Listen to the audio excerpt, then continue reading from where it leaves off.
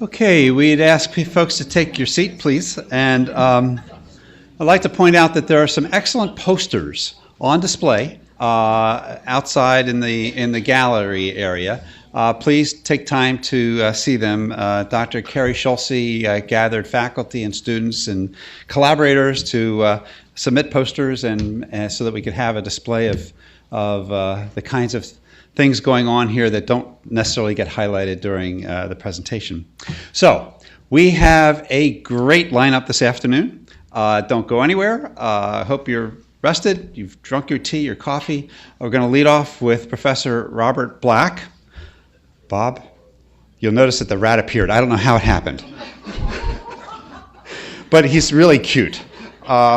So we have Professor Robert Black, who is our Department of International Health Chair for a very short period of time, only 27 years, during which the department grew from 4 faculty to well over 100 faculty, and has worked tirelessly on trying to pull the world's data together about what we know about these kinds of problems. So, Professor.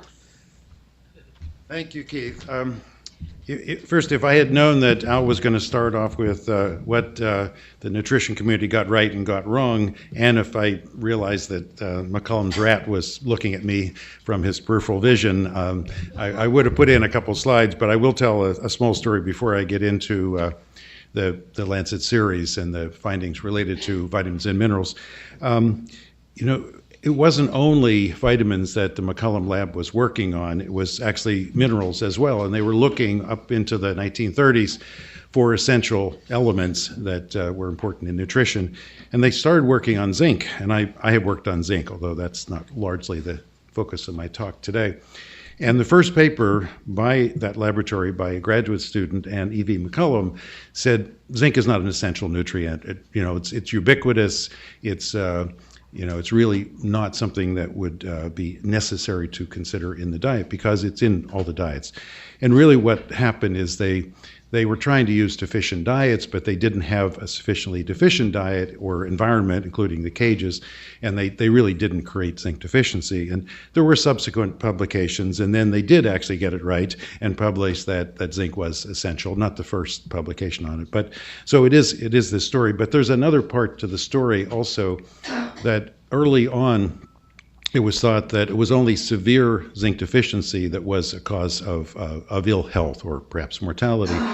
And until very recently, the last couple of decades, that was really the presumption. But it was really through epidemiology and through trials that it was recognized that even milder forms of what you might call subclinical, without overt clinical manifestations of zinc deficiency, did result in serious consequences for infectious disease particularly. So that's my little digression about zinc. I couldn't resist.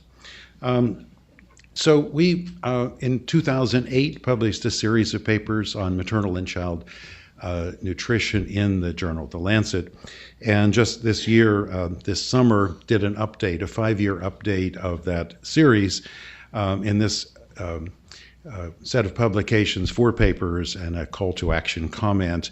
And I'm not going to go through the details of the papers. I'm going to really focus just on some of the aspects related to vitamins and minerals and what we said as part of the overall conclusion. So it may be a little bit disjointed in the sense that it doesn't have the total set of information that we were working with. But I will say we, just for the sake of the framing of the entire series, we were looking in this set of papers at the consequences across the life course. So in this case, reshaping this framework that was developed a long time back by UNICEF as a framework for undernutrition or for stunting.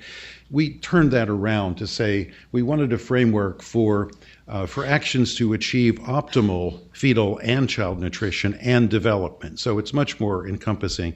But it includes then the consequences, which I'm going to talk about briefly, then the nutrition-specific interventions, so the kinds of things that you would think of as obvious examples to improve nutrition, supplements, fortification, improved diet, breastfeeding, et cetera.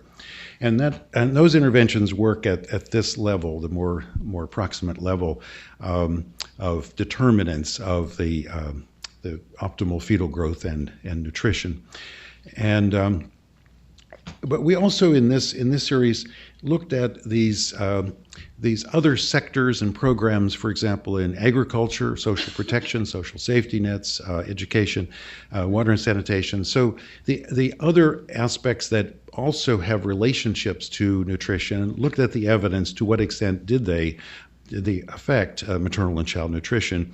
And then finally, at this most underlying level of determinants of the context in countries, we actually looked at how to build an enabling environment to improve nutrition. So there's, just to say, there's much more involved in this series than the little bits I will show you.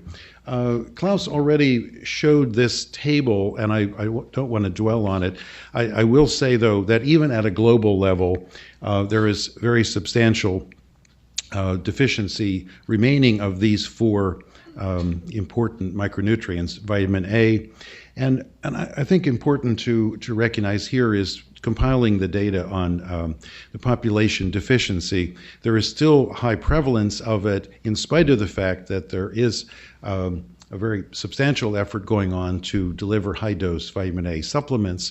And those supplements have, as I think Al alluded to, or presented as far as the attributed deaths that have likely been averted by the supplementation programs. We may through the programs have reduced the mortality burden. Certainly it looks like there's a reduction of the eye disease, xerophthalmia, but we have not corrected the underlying dietary deficiencies. So without the supplement programs, those conditions, ill health conditions, will likely return. So it is to say that that there is a need to persist in the programs. New estimates done around the time before the series, actually, on iodine deficiency. So a lot of issues around what it means to have urinary iodine in school children below this threshold. Nonetheless, in certain areas of the world, it is likely there are still consequences of this. The milder degrees of iodine deficiency, especially in areas such as Europe, which doesn't really, many countries don't have iodized salt. It's still debated how much effect that has. Perhaps there is some, as recently published from England, on cognitive impairment. Zinc deficiency, we used a dietary assessment and the estimates here, and it varies. The prevalence of likely zinc deficient diets varies by region, but overall about 17%. And then some new estimates that we did for the series on the importance of iron deficiency anemia, both in children and in pregnant women. So moderately high prevalences across all the regions, actually in both these age groups. So some conclusions related to some particular vitamins and minerals. One is that we redid some analyses related to anemia as a risk factor for maternal deaths. Most likely the deaths that are associated are those due to hemorrhage. So when a woman starts anemic, she may have higher risk of death. The hemorrhage is the leading cause of maternal deaths, and our estimate is that about a quarter of those deaths you might attribute to, or at least there's a strong risk relationship with anemia. Likewise, calcium deficiency increases the risk of preeclampsia, and preeclampsia and eclampsia are currently the second leading cause of maternal deaths, so about 19% of those deaths. So we have said, and I think it's clear from the evidence, that addressing these deficiencies would have benefits for maternal health. For micronutrient deficiencies in children, you saw earlier the entire range of micronutrients. We didn't deal with all of those in this series. We really focused on the ones with the most demonstrated health effects.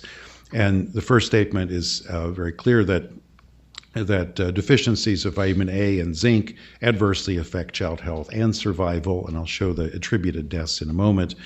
And the deficiencies of iodine and iron primarily are risk factors for or contributors to the children not reaching full developmental potential, so cognitive impairment. And as I already mentioned, and Al did as well, continuing to address the vitamin A deficiency would be necessary. And what I'm showing is the health consequences of vitamin A deficiency at this point, the marginal benefit of now reaching additional children who are not being reached by vitamin A supplements, so that the number is much less because of the programs that do exist. So this is the overall table that we published in the series, and I don't have time to go into all of these, but I would highlight that we in the new analyses gave a lot more weight to fetal growth restriction as assessed by small for gestational age. So maternal nutrition, undernutrition as one factor contributing to poor fetal growth and development. And then being born small for gestational age, we're attributing about 800,000 deaths to that condition.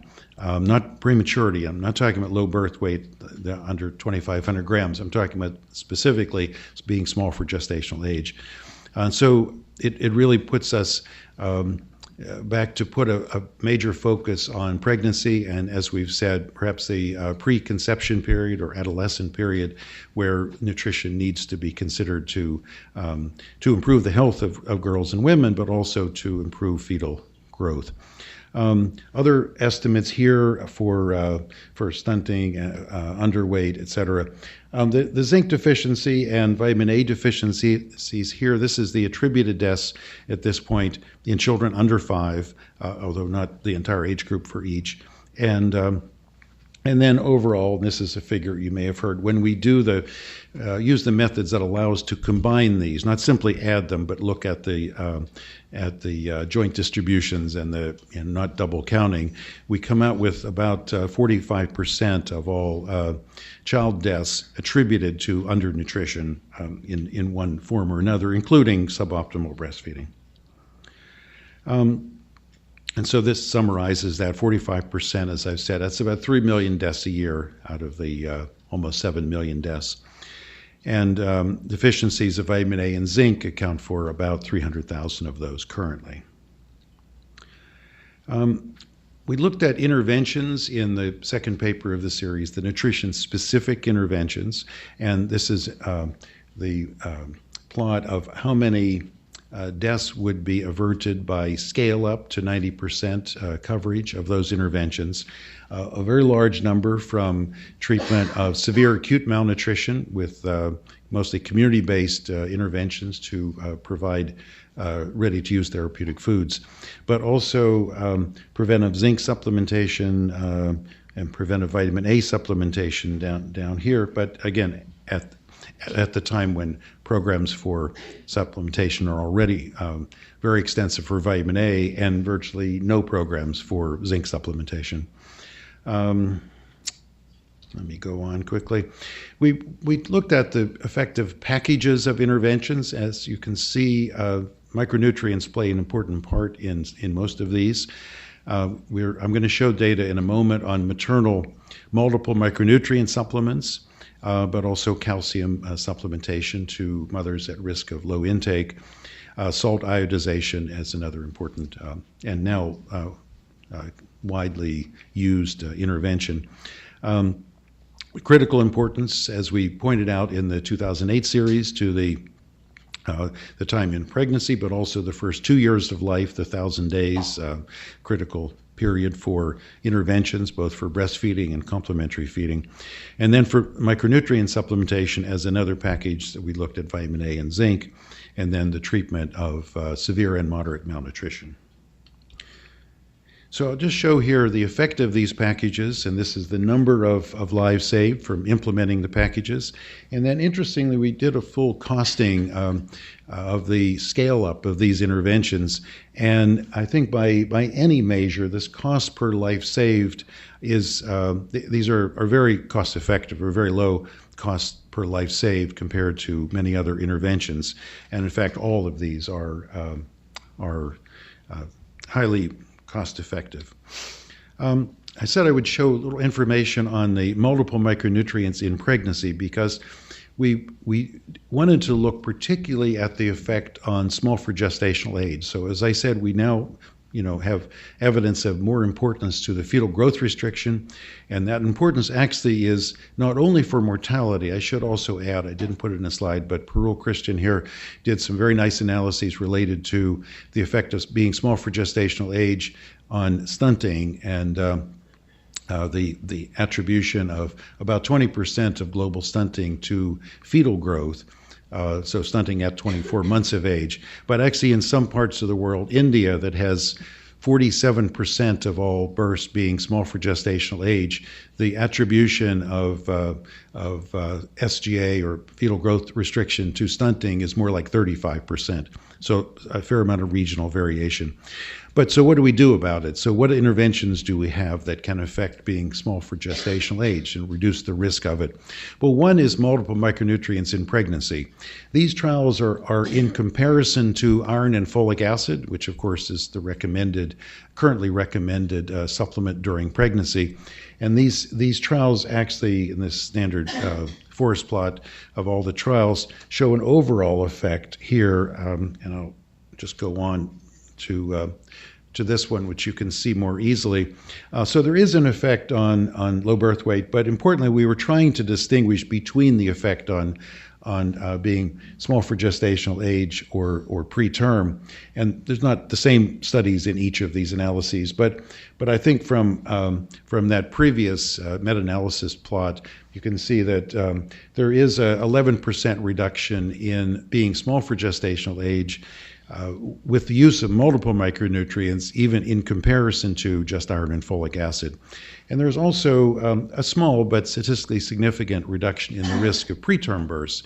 And preterm birth complications of preterm birth, by our estimates we do with WHO, is now the second leading cause of death in the world. So even a small percent reduction can be a very major benefit for survival.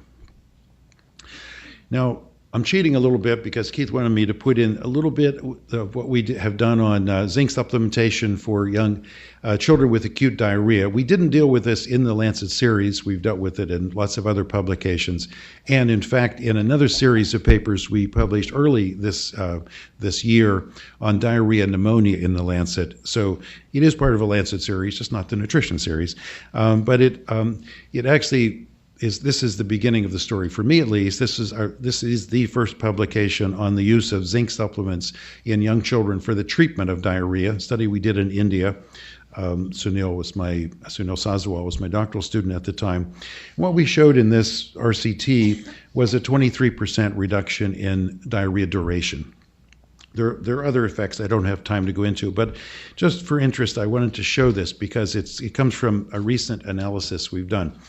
And it just shows, in a way, how much is out there that we may not know, and the power of the electronic searches. So we did the trial, published it in the New England Journal back 20 years ago. There have been another 14 trials that I'm calling here the non-Chinese trials. So what we knew about the world literature until earlier this year, and what basically the recommendation was based on for use of zinc were these trials. And they essentially confirm what we showed in the first study, a reduction by 22% in the duration. There are various measures of that, but the episodes lasting more than 3 days or more than 7 days. But then we actually learned through some colleagues or through collaboration in China that there were a number of trials done in China mostly in the last 5 years. We thought, okay, we'll find a few more trials and we'll put them in the meta-analysis. And there are now electronic databases of Chinese published studies. And fortunately, not that I speak Chinese, but we have faculty, we have students, and we have collaborators in China who can read these papers and can do the literature searches. To my astonishment, we ended up with 89 trials done in China, all of zinc, comparative trials, randomized controlled trials. None of them were placebo-controlled. They, I guess, decided not to use placebos, couldn't find placebos, but they were generally methodologically sound. And the interesting thing is, with these trials, they find the same thing. And there's actually a whole set of these trials that was done very specifically in rotavirus diarrhea. So all these trials were just general. We didn't know the etiology.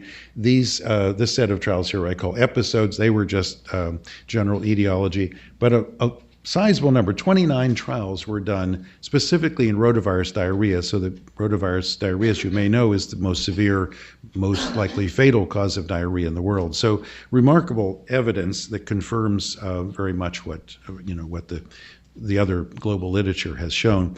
And the global treatment policy by WHO and UNICEF was set in 2004, and it does recommend the zinc supplementation during diarrhea to shorten the duration and reduce the severity. So I'm finishing with this. The conclusion is that for pregnant women, providing multiple micronutrient supplements has benefits on maternal health and mortality, and improved fetal growth and reduction of preterm births. We also talk about the need for more research, really, on the preconception and adolescent care issues, and to know how much we can improve nutrition and ultimately fetal growth as well. For children, this series re-emphasizes and reaffirms the statement that we really should be focusing very strongly on the 1,000 days from conception to the second birthday, and this includes for the importance of these micronutrients. Of course, it's not the only period for vitamin A or zinc, for that matter, but it's a period of great importance for growth, and it's also a very high mortality period. And then, as I said, zinc for treatment of diarrhea is another aspect that is part of the recommendation. Scale-up has been slow, but it's picking up in a number of countries now. I'll end with that. Thank you.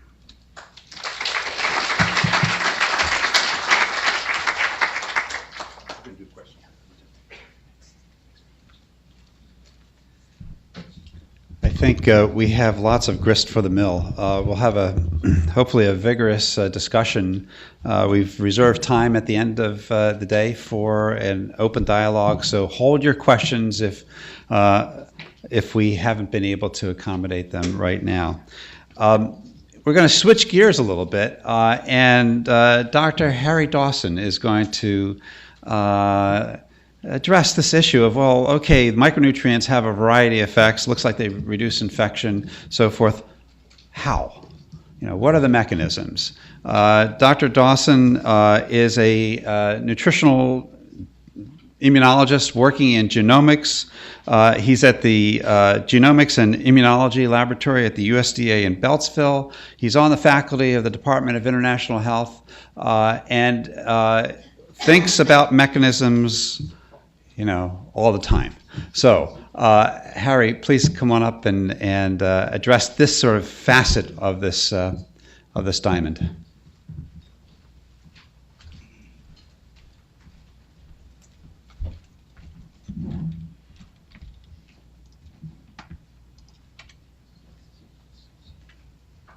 Well, I'll say that just to start off, Keith had said to me, I've got about 14 minutes and 50 seconds to give you the how of this equation here.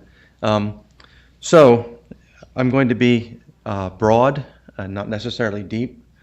I've got a couple of slides that we've made for a recent workshop that was convened last November by the Bond Project, looking at the needs for the research in nutrition and immunology. So for something this big, where do you start at? There are so many nutrients. There are so many parts of the immune response that have been shown to be responsive to nutrition. I think Dr. Ames had mentioned 40 essential nutrients. If you consider 2,500 or so food components that may qualify as bioactives, It's really a daunting task. There are thousands and thousands of articles. So where do you start at? Well, you start in the very beginning. So I don't know this literature as well as I should, and certainly as well as some of the people in this room, but if you go back to the original papers, Wolbach and Howe, they describe some defects in what is the immune system of the rat.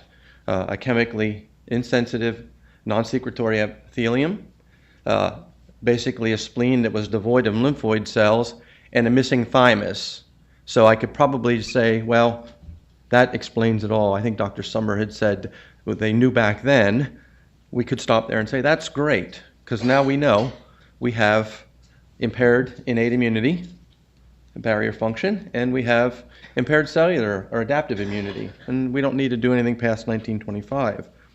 Well, there are some indications back then in debate in the literature whether, in fact, that rat model was actually reflective of human deficiency. Do you see children with no thymus gland that are vitamin A deficient? And I would submit to you now, even to this day, I think, and this is my own axe to grind, the over-reliance on rodent models has set, there have been some very important findings in those models, but when you go looking for things that you find in the rodent and try to find them in the human, you don't necessarily find the same thing. So let me just orient you to this slide. This is one of 4 slides that we originally prepared for a course that Dr. Coles and I teach here at the school, and it was to give the students essentially a summary of zeitgeist, the feeling of what micronutrients do relative to each other, and also relative to different mechanisms that may or may not have been established. So along the side here, we have basic indicators of innate immunity. We have a qualitative, not a quantitative score about whether or not the mechanism has been well established. And let me just explain what our inclusion criteria is. There has to be good evidence that there is in fact a deficiency established, and there has to be some sort of evidence either at the cellular level or at least a tissue level where we can assign a specific mechanism, and by a specific mechanism in these very broad categories. So if you see your nutrient of interest up here, that's great. We had to stop someplace. These are the ones that are the focus of the BOND project, and coincidentally happen to be the most immunologically active, at least from a literature standpoint. So if you take a look over here, we have a positive control, which is protein energy malnutrition in its various forms. It's pretty devastating to the immune response, the innate immune response, and it's very likely that this is just not protein energy malnutrition, but all the nutrients and utilizations are affected here. But it's a strong positive control. We have vitamin A, vitamin D, and zinc, which we've just heard about. They cause significant amount of mortality from infectious diseases. Not so much maybe with vitamin D yet, but they are still working out whether or not to call somebody deficient based on certain plasma levels. So we'll leave it at that. So you can see here that barrier function is impaired by vitamin A and by zinc and by vitamin D. Zinc deficiency, mostly barrier function. Selenium, there have been some good models. I think somebody mentioned earlier that there was a virus infection. I think Dr. Ames mentioned the virus infection models. So, there's some impaired immunity there. I highlighted these two, nutrients and the macrophage function together. I checked with Dr. Checkley last night to see what he was going to present. He was going to present vitamin A in the lung. So this study violates the convention which I just said. These are alveolar macrophages that we isolate from our pigs, and the experiment's pretty simple.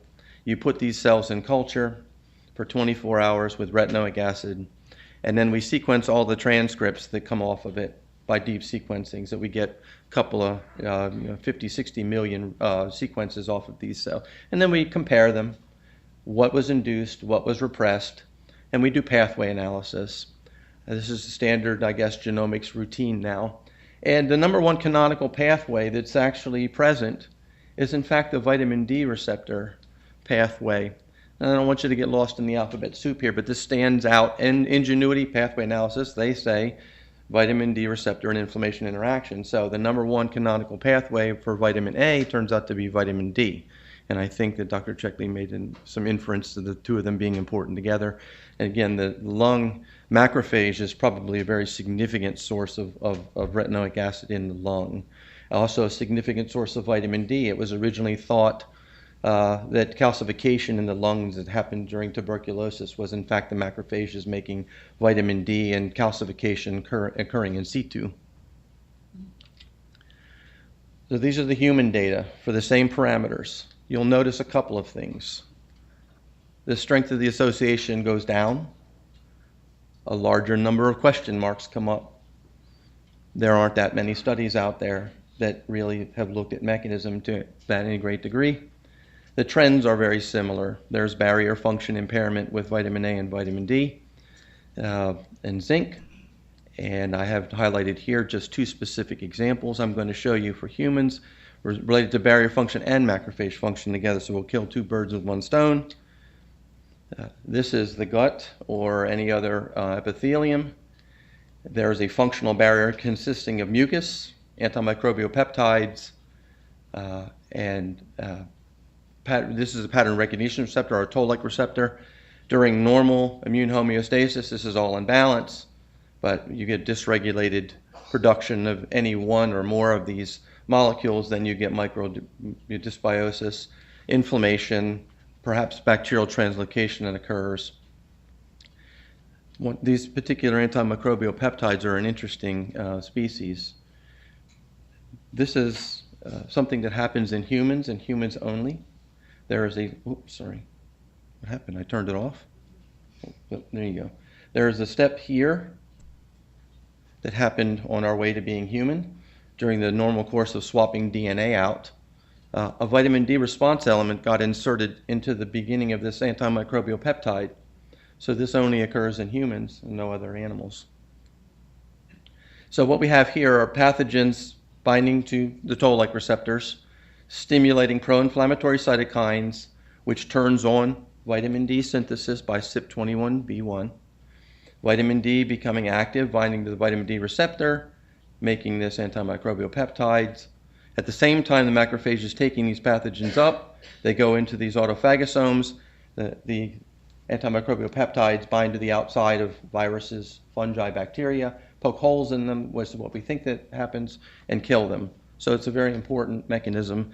There's a recent science paper that just illustrates this in to a different immune settings that I didn't want to talk about because it's pretty detailed. So does this thing happen in humans? That happens in cell culture. So what evidence do we have that this is related to human vitamin D status? Well, this is a very recent research note that was published that shows, ignore this, the 75 is supposed to be over here, that people who have a low vitamin D status, there's a pretty high degree of correlation between this antimicrobial peptide in the blood and vitamin D status in the blood. This study was done a little bit earlier. They didn't measure the protein because the assays weren't all that good, but they measured the induction of this messenger RNA after a challenge with a toll-like receptor ligand. These are people that had been pre-screened for vitamin D status. Their vitamin D status was less than 75. That's why it's over here, not here.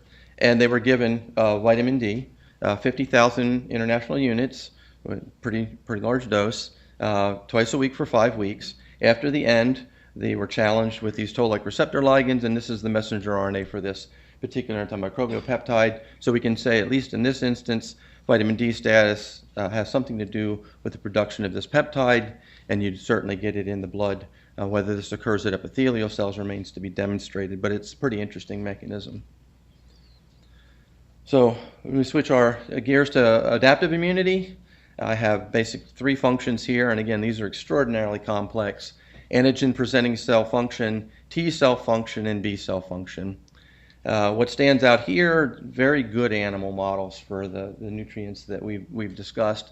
I'm going to focus on the vitamin A and T and B cell function in animal models. There is an exquisitely worked out set of metabolic and immunological parameters that have been worked out, probably 100 papers, mostly consistent, that show that vitamin A is converted to retinoic acid by a set of dendritic cells. Used to be, we thought that was restricted to the gut. We do know that now other tissues actually do this. We've demonstrated this in macrophages from the lungs. in response to a number of stimuli, including retinoic acid. They make vitamin A into retinoic acid. That retinoic acid is responsible for differentiation of plasma cells and secretory IgA, the differentiation of T regulatory cells, which help dampen inflammation, homing of B cells and T cells to the gut, and stimulating the function of gamma delta T cells, which reside in the gut. This is fine and good. We have not found evidence for most of these mechanisms in humans. One can imagine trying to biopsy gut immune tissue and do these studies in the population. There are in vitro studies where retinoic acid in combination with different cytokines does cause Treg induction in humans, so that is something that does translate over to species, but we're really looking for evidence that those T regulatory cells actually increase in humans when they're given vitamin A. So again, these are human studies. You notice the same trends. The pluses are less plus, and there's lots of question marks. So I've decided to focus on the T cell function here. I wanted to use Dr. Ahmed and Dr. Stevenson's paper as an example of a field trial where people were given 2 doses of vitamin A that were classified as low. Again, they were given at 2 and 3 weeks, and 5 weeks they were vaccinated. 1 week post-vaccinated, the cells from their blood were challenged in cell culture, and cytokines were measured, and 1 month post-yellow fever vaccination. So let me walk you through this. There's an extraordinary amount of data in this paper, but I wanted to focus on a couple of things. So interleukin-5 is a Th2-associated cytokine. We associated with B cell differentiation, but it's mostly associated with allergic and asthmatic responses. And you can see here that people who had gotten the vitamin A supplement make a little bit more and a lot more after measuring these things in culture for a while. Interferon gamma, which is responsible for pro-inflammatory responses and immune responses to virus, we kind of see it going down a little bit. And even at the 1 month post-vaccination, we don't see a robust Th1 response in response to a vaccine against a virus. So I would say it's not disappointing. If you express these two as a ratio of one another, then you see significance in the difference of that. Notice, of course, the heterogeneity of the data. So there's precedent for this, actually.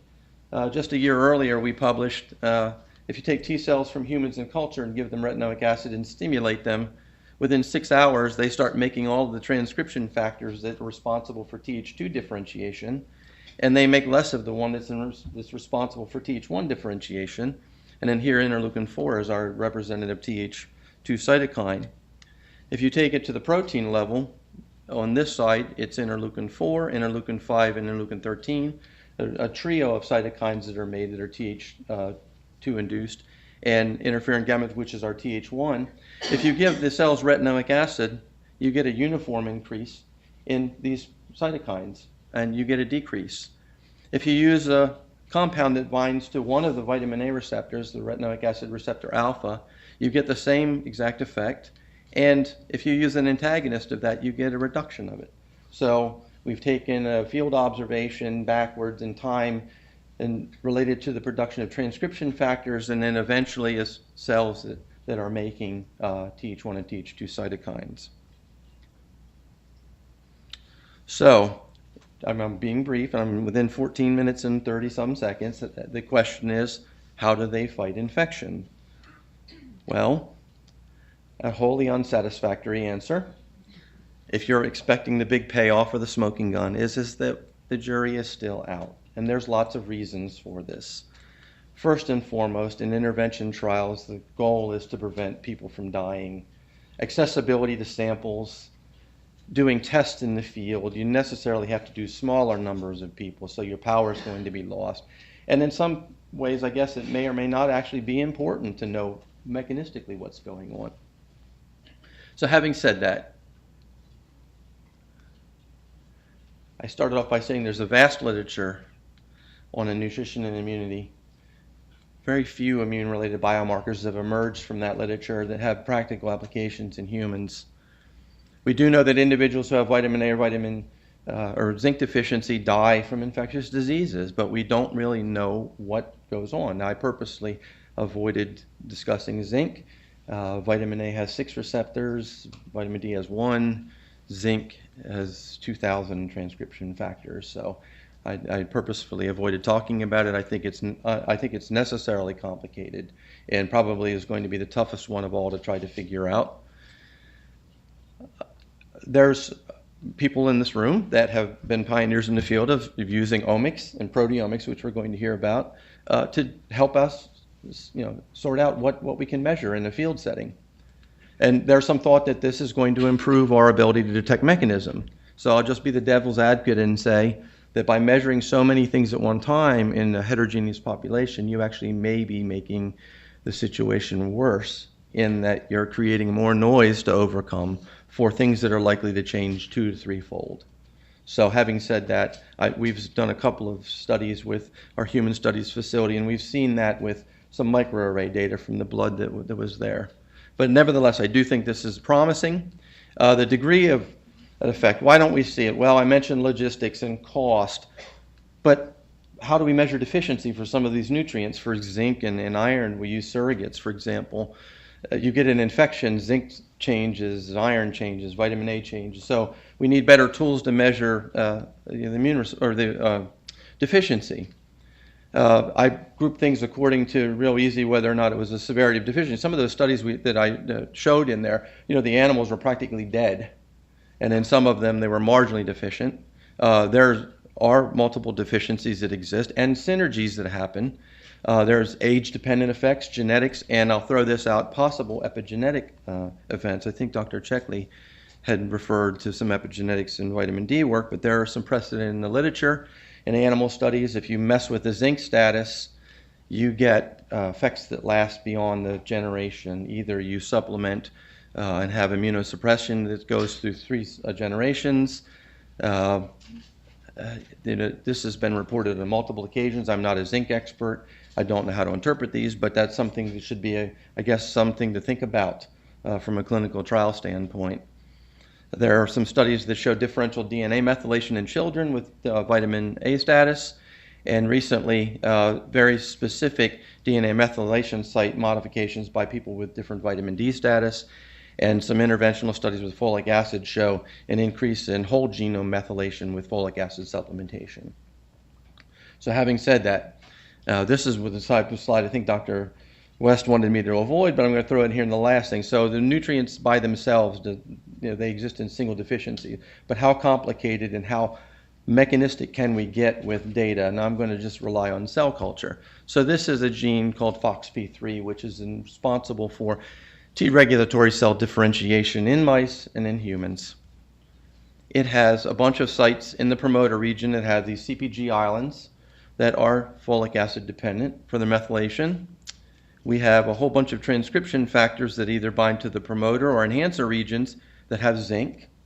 We have a vitamin A responsive element here in the promoter and in the enhancer, and we have a good old vitamin D responsive element in there. So one can imagine if you are marginal in zinc, folic acid, vitamin A, and vitamin D at the same time, that there may be some synergy that's involved in the regulation of this particular gene. So I think that's my payoff slide, and I think I'm finished at this point.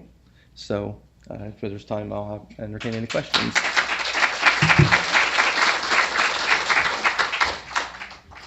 think we actually do have time for 1 or 2 questions. Where are my helpers?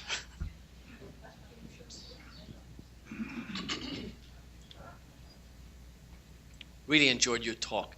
I wonder whether you would comment on the relationship between vitamin D and innate immune response effectors. And I wonder whether there's a difference between the various types of innate immune effectors. For instance, those that are sort of reinforcing the barrier and antibactericidal, you might expect them to be positively regulated by vitamin D, but alarmins, danger signals, might be negatively correlated with vitamin D status. So when you dig the data in that fashion, do you find that differential, or is everybody that sort of relates to innate immunity positively regulated? So I believe, summarize your question. I believe it relates to the relationship between vitamin A and vitamin D and interactions in innate immunity. Is that what I? Really, vitamin D and effectors of innate immunity. Yeah. Well, it's kind of tough because the pharmaceutical industry many years ago developed non-calcemic analogs of vitamin D to treat autoimmune diseases. They're hellaciously immunosuppressive when given in high doses.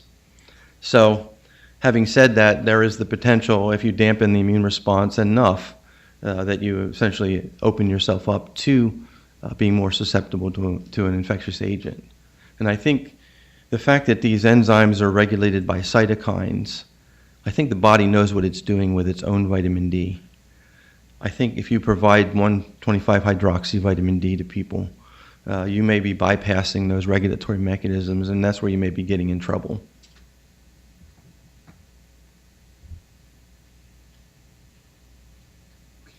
Thank you, Keith. Thank you very much, Harry. That was exactly at the level that I could understand. We're going to switch gears, and we talk a lot about undernourished, underserved populations, but North America has nutrition problems as well, and probably no one has thought about this more than Dr. Regan Bailey at the Office of Dietary Supplements at the National Institutes of Health. Regan is a nutritional epidemiologist. Some of you may know her because she runs the Mary Frances Picciano Dietary Supplement Research Seminar every May that hundreds of people go to, including a number of our students. Regan is going to talk to us about trends in micronutrient intake and status, what's going on in the United States in 14 minutes. Regan?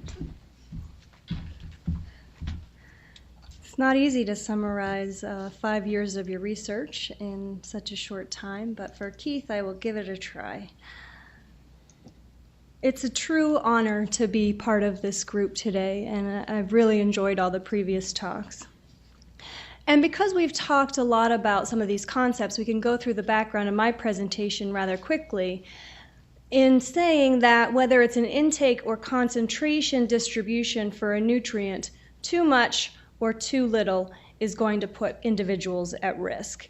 And so if you believe this sort of paradigm that I'm putting forward and flip it on its head, you can see where the Food and Nutrition Board, the dietary reference intakes stem from. And I'm going to focus on this part of the distribution. So below the EAR, I will call it the estimated average requirement.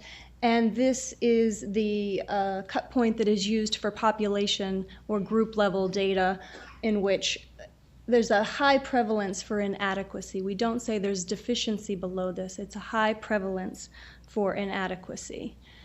And in order to assess who's at risk in any group, what you want is a usual intake. You don't want to look at a one-day snapshot of someone's intake and classify them as at risk or not, because we know that dietary recommendations are intended to be met over time. You don't necessarily have to have your vitamin C at X amount every single day, but overall long-term average, are you meeting that requirement? And as I mentioned, this is what's necessary for characterizing those tails of the distribution. Who's at risk? The problem is that usual intakes are not directly observable. We know that self-reported dietary assessment methods are fraught with error, and if we ignore this measurement error, we have bias estimates. However, there are statistical modeling techniques that are available to us to help reduce some of this bias. And in general, the approach that is used is multiple daily reports are collected, and you separate the within and the between person variability to establish usual intakes. So the within person variability is what makes me different on day 1 from myself on day 2. So once we take that individual variability out, that's how we get our usual intakes. And the data that I will be presenting today all come from the National Health and Nutrition Examination Survey, which has a host of information on health and nutritional factors in the U.S., but I will be focusing specifically on the diet and supplements. We saw this slide earlier today. This is a very broad brushstroke of the U.S. population, so looking at everyone older than the age of 2.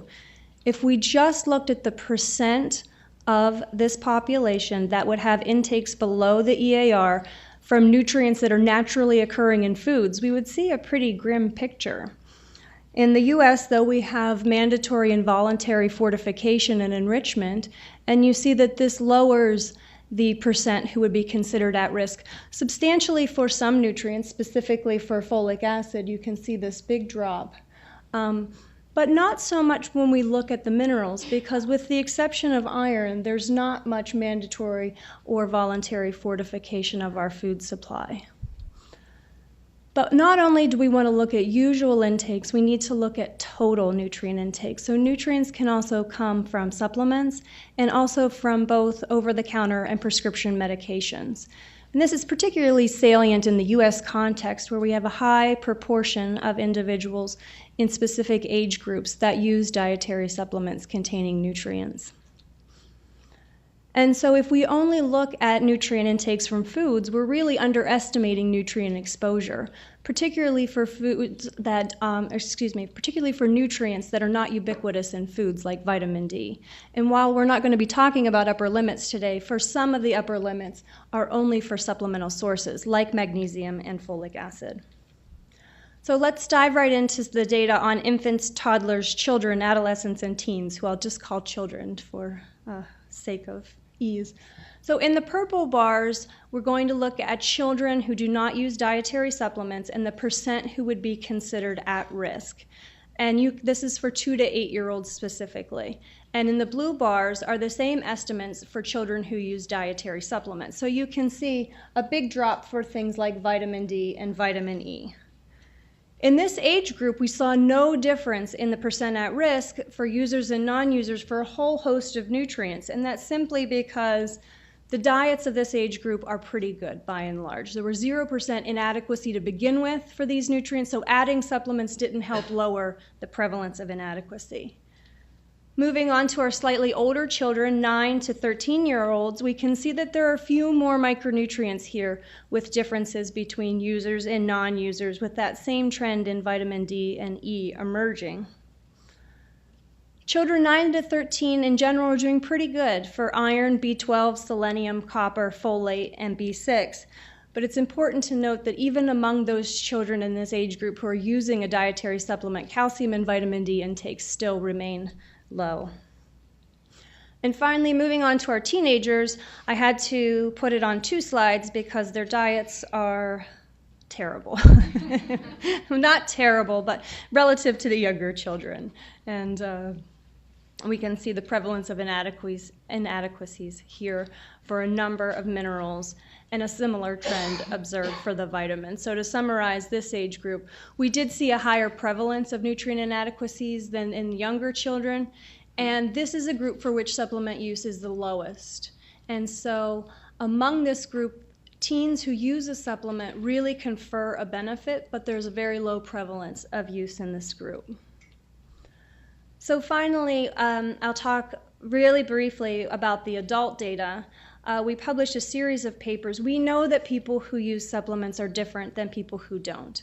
We know they tend to be older, they're more likely to be white, have higher educational attainment, have more physical activity, less smoking, and moderate alcohol consumption. So we were interested in looking at why are these people using supplements then? Are their nutrient intakes falling short, or are they using them for added protection?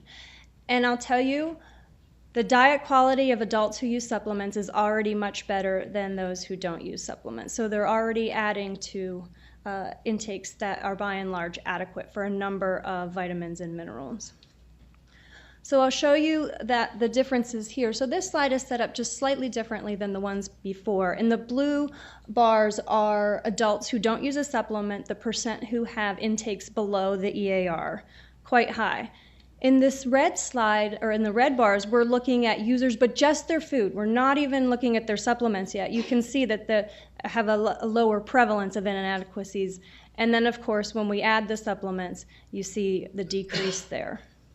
And this slide is set up the same way for a selected vitamins.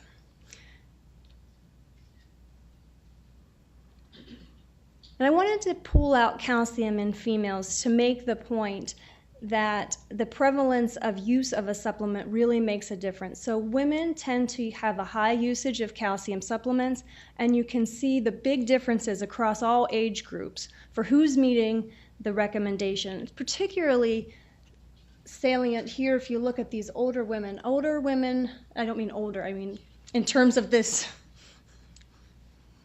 Anyway, women over the age of 50, nearly 90% would be have inadequate intakes. But even so, 30% with the use of supplements still aren't meeting the calcium guidelines. So to summarize what I presented, adult users tend to have higher vitamin and mineral intakes from their food sources alone. We did not find this in children. We found the diet quality among users and non-users in children was similar. Supplements help all age groups meet the EAR for almost every micronutrient with the exception of potassium. And that's because potassium is not ubiquitously found in dietary supplements. But it's particularly important for things we saw the big drops for vitamin D and for vitamin E. Now I started with a broad brushstroke and I want to end with a broad brushstroke. So adding users and non-users all in one big pot, and what would be the prevalence of inadequacies in the U.S. And I have them here arranged by their relative frequency. And it's important to note that this is dietary data. There is also data that is available for biomarkers, and when we examine biomarker data, we see a much lower prevalence than 70% when we look at the total U.S. population. It's still there, but there are discrepancies between dietary intake and biomarkers of nutrient status. So I just want to point that out. The data that I have presented to you that our team has worked on aligns closely with the dietary guidelines for Americans for calcium and vitamin D. As I mentioned, potassium is not found in dietary supplements and remains a nutrient of concern in the U.S., as well as dietary fiber, as well as iron, folate, and B12 within specific age, gender, or life stage groups. So that's all I have to say, and I'd be happy to have any questions if anyone has any. Thank you.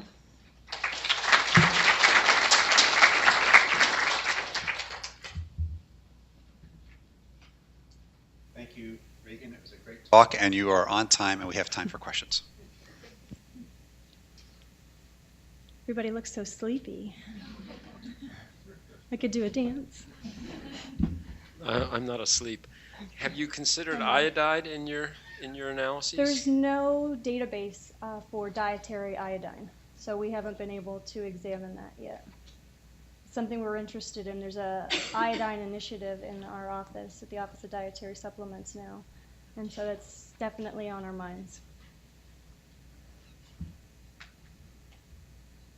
You said that children are meeting their nutrition requirements overall, but then you're also hearing about how kids are now developing diabetes younger and younger, and the obesity rate's going up for younger kids. So what kind of explains those two factors? Well, I don't want you to take home the message that the diets of children are okay. The diets of children 2 to 8 are the most nutritionally adequate among all children. And so these are looking at dietary intakes relative to the standard reference. This is from the National Health and Nutrition Examination Survey, so it's nationally representative. It's not looking at high-risk groups. It's not looking at obese children or diabetic children. There would be people in the sample that have those conditions, but it's not looking at higher-risk groups. So vitamin D is a bit special because we get most of it from sun, but they supplemented milk, but it was the wrong food. They put too little in, and 75% of African Americans are lactose intolerant, along with 50 million other people in the US. So it really wasn't the right thing. Now, I guess they're putting some in orange juice, but Well, If you eat a lot of fish, you can get some, but no, I think that's an important point, and I think that the dietary reference intakes are set assuming that this is the requirement from diet, not factoring in sun exposure. And I also think that in the report, they mentioned that African Americans are most likely to have different calcium and vitamin D economy than European descent. And because we see lower vitamin D, serum vitamin D levels, but we don't see the problems with bone health parameters. Certainly different diseases, yes. But in autism, if you correct for social class, blacks have twice the rate of having an autistic kid. So there it is showing up. And Somalis who just reading in Minneapolis have 5 times the rate of the local population. So I wouldn't say that these genetic differences are necessarily negated. Oh, no, I wasn't trying to say that. I am simply suggesting that there's data to support there's a differential vitamin D and calcium economy. That's all. How much is the higher rate of deficiencies in elderly simply due to lower food intake and less exercise? Yes, there's definitely a precipitous decrease in total calorie intakes with aging, and so it's tougher to meet your requirements with less food unless you're taking a supplement or really trying to have a high-quality diet. Just one question, and then we'll move on to our next speaker. It seems like in some respects, those who need the supplements more are not they're not accessible to them, or they're not taking them. Do you have any ideas on how to correct that imbalance? How do we motivate, evidence-based supplementation for those groups whose diets really are poor? Yeah, that's a great question, and I would like to hear what DSM in the audience has to say about that. How can we target those who need the supplements the most? Because in the U.S., it's definitely the worried well that we're seeing in our, at least from our data. In our open dialogue. Thank you. Thank you, Dr. Bailey. That was a great talk.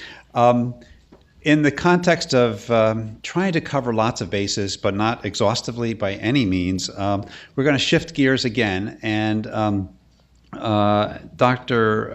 Parul Christian is going to speak to us about evidence emerging on the effects of early life developmental nutrition exposures, malnutrition, micronutrient deficiencies, and what may be effects later on in offspring. Parul is a professor in the Department of International Health, a close colleague. She's worked a great deal in Nepal, in Bangladesh, conducting trials. She's leading studies in Malawi and in Mozambique on child feeding evaluation, and is going to give us this perspective today. Thank you.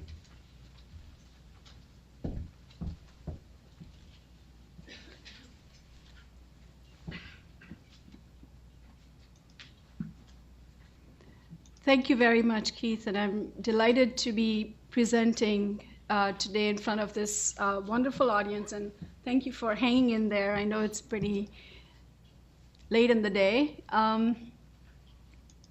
As Keith mentioned, I'm going to be talking a little bit about our work that is derived from some of the randomized controlled trials that we have been doing in Nepal. And previous speakers have alluded to the early life and the developmental period as being critical.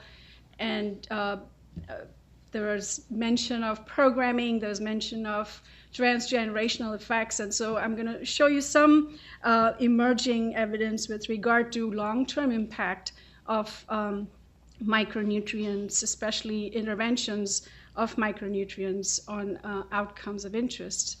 So I wanted to start with the point that the fetal life is a critical period of development in humans.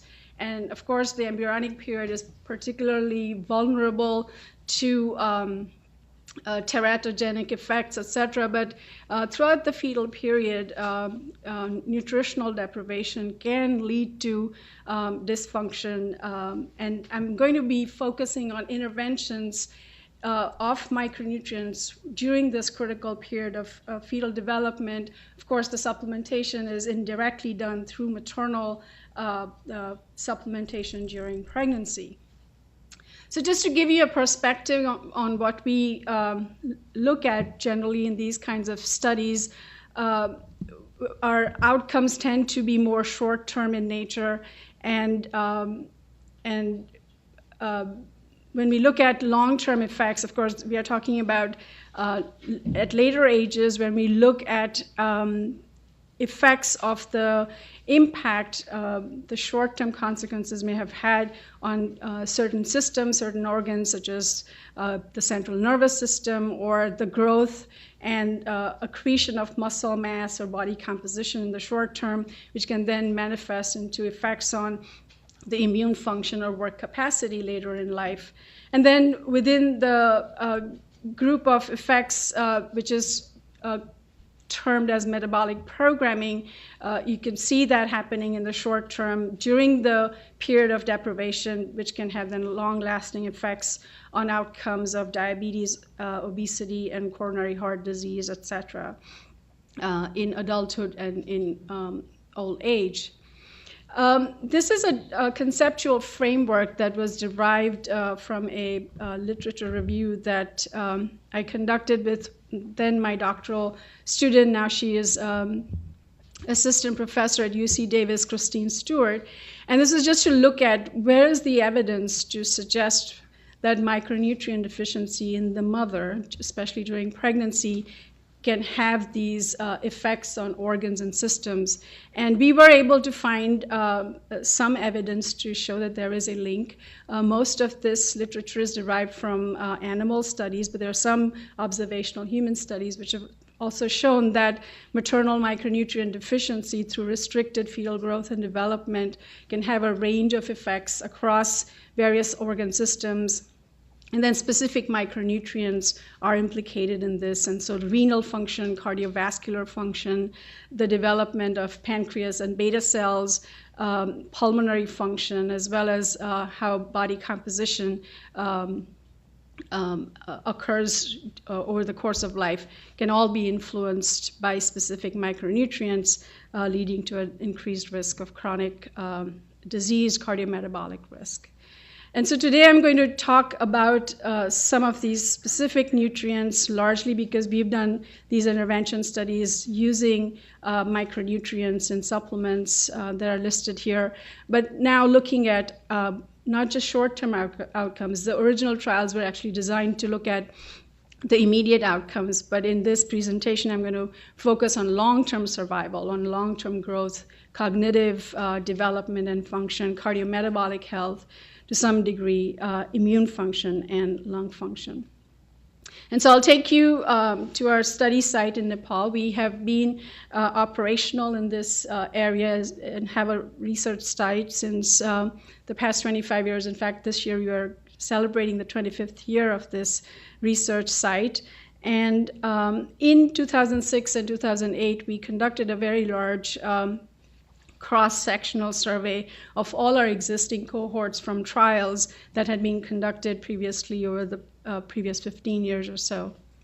So when you think about Nepal, you think about the Himalayas, the mountains, and you can, if you're fortunate, get a good glimpse of them from the Kathmandu Valley. But our study area is located in the flat plains of Nepal, in the southern part of Nepal, adjacent to India. It's a very agrarian, rural area where a lot of rice and corn are grown.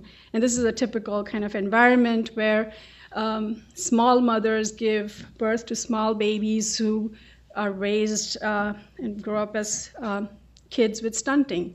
And as adolescents also, they are nutritionally lacking.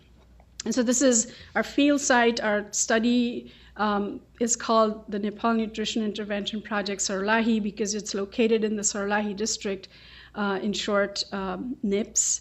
And these are the cohorts that I'm going to talk about. The first one is a child vitamin A supplementation trial cohort. I'm not going to speak much about this because this doesn't address the intervention period, the fetal period that I was referring to. So I'm going to focus on the two trials, the NIPS 2 and 3 studies in which maternal supplementation was done in the context of randomized control trials. And then, as I said, the follow-up was done simultaneously for all the cohorts.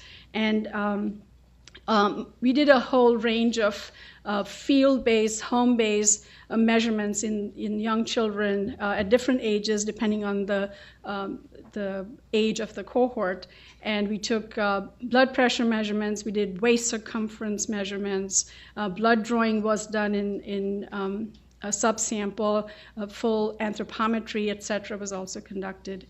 The blood was processed and in part analyzed in the field itself with lipid profiles being assessed, glucose, HbA1c being measured in fasting blood.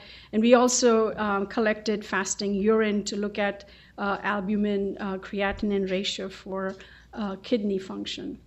And so I'll talk about first the vitamin A trial, which was a randomized controlled trial of weekly vitamin A and beta-carotene supplementation to women of reproductive age. So this study was done among all women, irrespective of whether they were pregnant or not.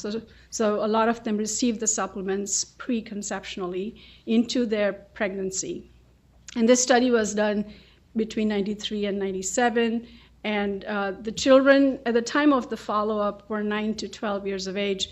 And we looked at these outcomes in those children. And Will Checkley already presented some of these data, but we actually did this work in the field with handheld spirometers. So that was pretty exciting, and the training that it required was pretty intensive. But in this study, maternal vitamin A supplementation, as is to be expected, raised serum retinol levels. And with increase in serum retinol levels in the mothers, lung function was improved using FEV1.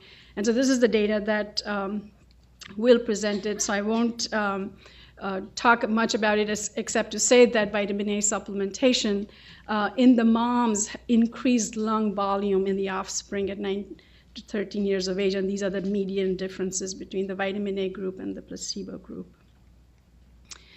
One of our doctoral students also looked at vitamin A status and immune system development in the same cohort. And so she looked at B1A lymphocytes, which as natural antibodies. And B1A lymphocytes are constitutively, they produce most of the natural antibodies and are these arise from an early wave of progenitor cells that are unique to fetal life. And in mice experiments, vitamin A has been shown to regulate early lymphopoiesis. And in deficiency during this critical fetal period, vitamin A deficiency compromises B1 cell populations. So these natural antibodies, which she measured, they protect against bacterial pathogens and oxidative damage, and therefore they may have an impact both on the infant's host resistance and development, but also long-term chronic disease risk. And what she found was that the supplementation in the mom, the vitamin A supplementation, increased this population, this concentration of natural antibodies in the offspring at 9 to 13 years of age. And you see the same relationship with maternal serum retinol and concentration of NAB. We looked at blood pressure, high blood pressure in these children as well. And here, what I'm showing is that overall, it did not seem that either of the two supplements, vitamin A or beta-carotene, had an impact on high blood pressure. But among children who had high waist circumference, there seemed to be a protective effect of the supplementation on high blood pressure. Moving on, we did another trial also in the same population. This study was done to actually address one of these questions that came up earlier on, which was why do we do only single micronutrients? So we actually wanted to look at the outcome of birth weight, and we wanted to see which micronutrients were most limiting and critical in this environment where there were multiple micronutrient deficiencies. And we went after the ones that we thought were most important: folic acid, iron, and zinc. And then we also had a multiple micronutrient supplement in this 5-arm trial. All the women got vitamin A because our previous study had shown a benefit of vitamin A to moms in pregnancy.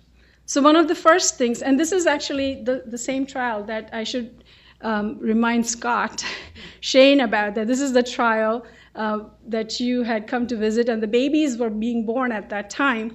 And in 2006 and 8, these kids were now 7 to 9 years of age, and so we followed their long-term survival. And what you can see here is the blue line is the control line, so it's good that it's at the bottom. This is a survival curve. All the other groups did better in terms of long-term survival of the children, but the group that did the best was actually the iron and folic acid group and not the multiple micronutrient group. When we looked at outcomes of blood pressure and insulin resistance, we found no differences between groups. They're all identical in terms of their levels of blood pressure and markers of insulin resistance. But we did look at this condition called metabolic syndrome, which is defined as 3 or more conditions of cardiometabolic risk coexisting together. And in that definition of metabolic syndrome, we were able to show that the folic acid supplement actually significantly reduced the risk of MS in this study. None of the other 3 groups did the same thing. And then microalbuminuria, which is a marker for kidney function, was examined. And again, folic acid alone, or when it was given with iron and zinc, significantly reduced the risk of microalbuminuria. Prenatal zinc supplementation actually, so the combination of, again, iron, folic acid, and zinc, had a significant impact on linear growth. Height was higher in children whose mothers had received that supplement at 7 years of age. And they also had lower adiposity, so their tricep skin folds and subscapular skin folds were smaller, and their total arm fat area was smaller. And cognition was one of the outcomes in this study as well. This was another study funded by NIH in which we followed the groups of children whose mothers had received the various combinations of micronutrients. And we did a whole battery of tests on them to look at general intelligence, motor function, executive function, and fine motor function. And in this, for this outcome, what we found was, again, iron and folic acid seemed to have the most benefit for the whole range of functions that we had looked at, whereas the other combinations did not seem to have that effect. And just to emphasize that the critical window for brain development and function might actually be the fetal period, because we were also able to follow a separate cohort of children who were, as preschoolers, had received had participated in a trial and had received iron and folic acid or zinc or the combination of 2 versus a placebo. And in this cohort, we were not able to show any difference between groups with child supplementation on these same outcomes of cognition and motor function. So just to quickly summarize the findings with regard to maternal vitamin A supplementation, as I mentioned, I showed you it increased lung function and volume, although we do need to know what the long-term impact on pulmonary health would be of this finding. Overall, there was no impact on prevalence of high blood pressure. but it reduced the odds of high blood pressure in the kids that may be at higher risk with high waist circumference. And vitamin A enhanced the natural antibody concentrations of pre-adolescent children. This again likely reflects a greater number of the NAB secreting B1A cells. Folic acid, zinc, and iron effects are summarized here. Folic acid reduced cardiometabolic risk and improved kidney function in the offspring. Iron reduced child mortality, long-term child mortality, and also improved aspects of intellectual function, including executive function as assessed by looking at working memory and inhibitory control, as well as fine motor functioning. Zinc supplementation improved postnatal child growth and reduced adiposity.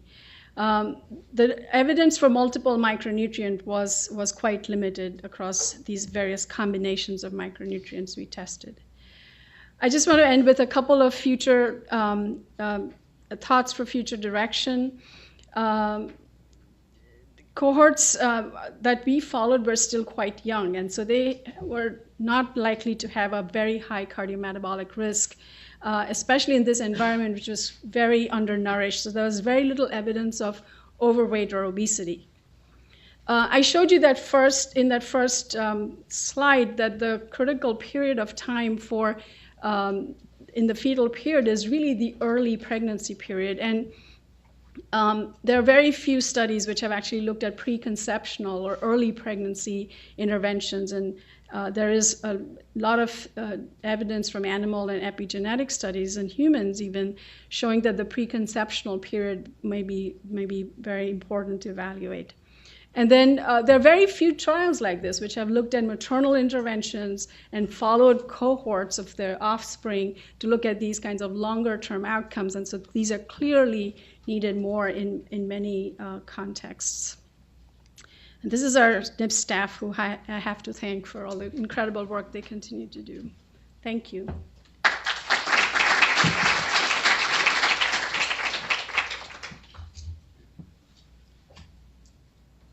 Thank you very much, Parul. You're on time, and we have time for a few questions.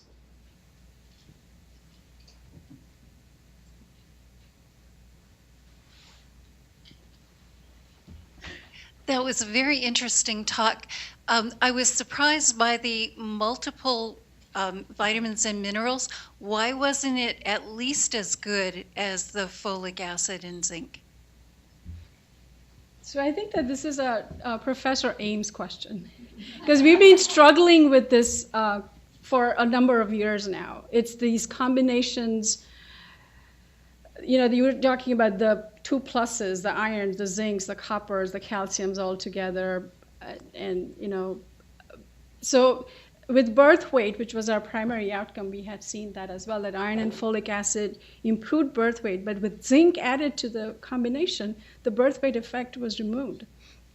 And so that was puzzling. And then the multiple micronutrient actually improved birth weight after that negative inhibitory effect of zinc was.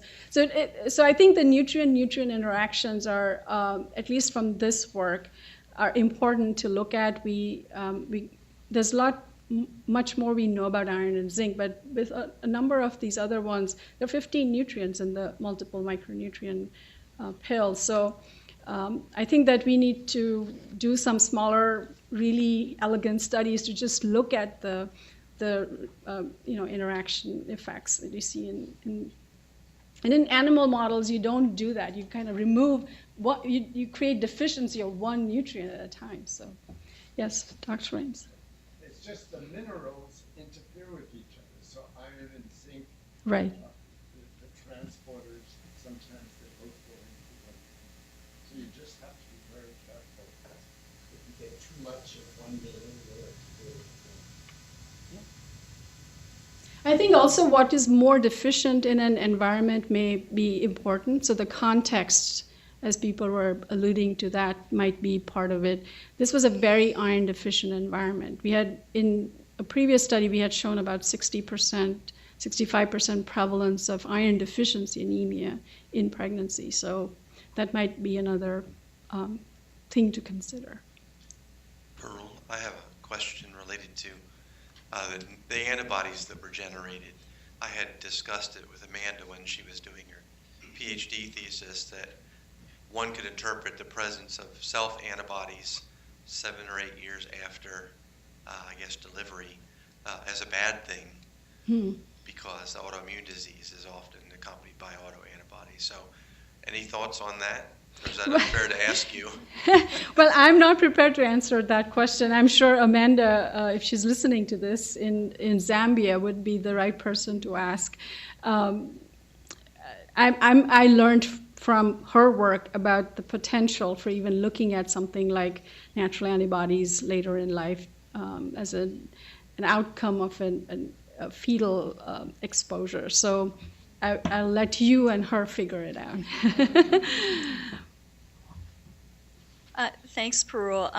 You partially answered my question already, so I'll twist it a little bit and ask you about what your reflections are on the policy implications of the work you just presented. Particularly, I've always found it a little hard myself to understand and take away when you have one nutrient that's good for one thing, but it's not good for something else, but that other nutrient's really good for this. And how do you sort through that and figure out what the right policy recommendation is? Do you just choose the outcome you're most interested in, or tell me what you think about that? Yeah.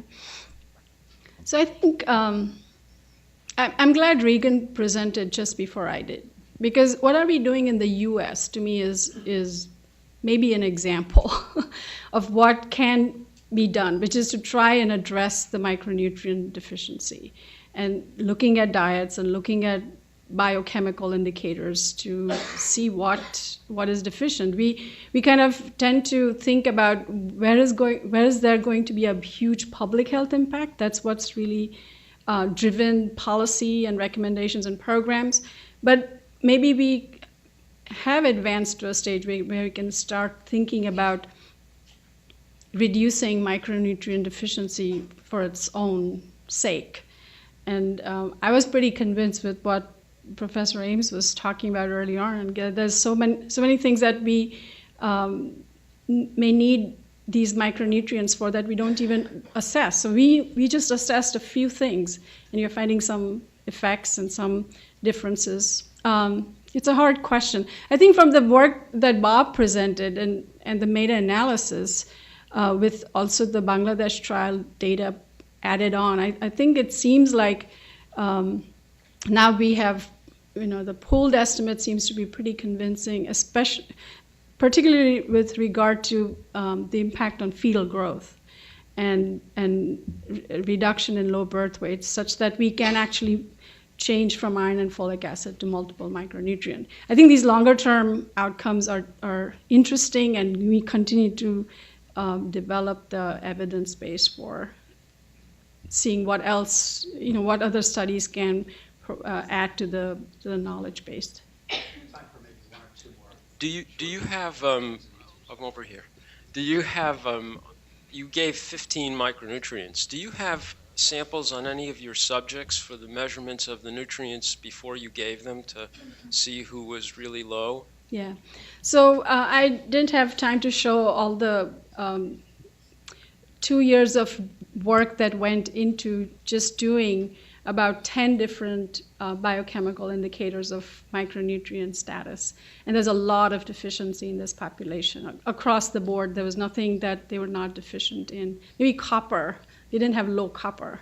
But other than that, there's a high burden of multiple micronutrient deficiency, which is a good segue to, I think, Keith's talk, which is about the assessment of micronutrient deficiencies in these populations. We should probably move on. Yeah. Thank you very much.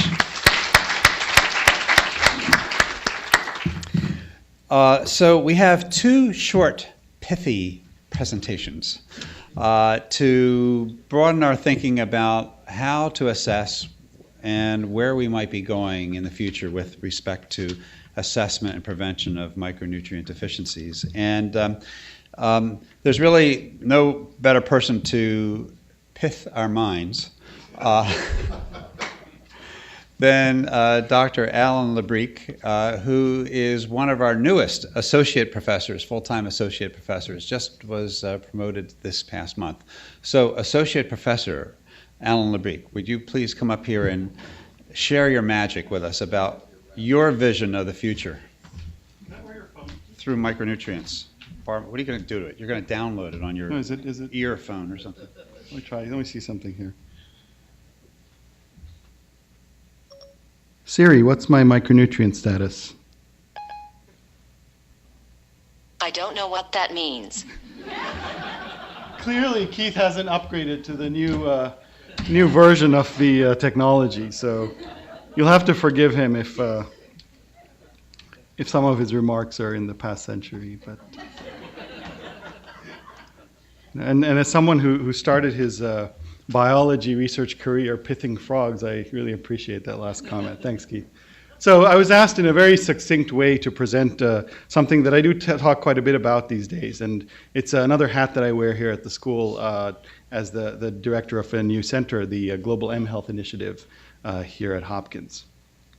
So we're barely 130 few years from when Alexander Graham Bell made that first seminal phone call to his colleague in the room next door. And we find ourselves in a state of affairs where there are nearly as many mobile phone connections as there are human beings on this planet. It's generated this new field of research and innovation, which we like to call mHealth, a state of research and really innovation where we try to find out ways in which we can leverage the ubiquitous ownership of mobile technologies, even in the most remote rural populations where many of us have described our work over the course of today.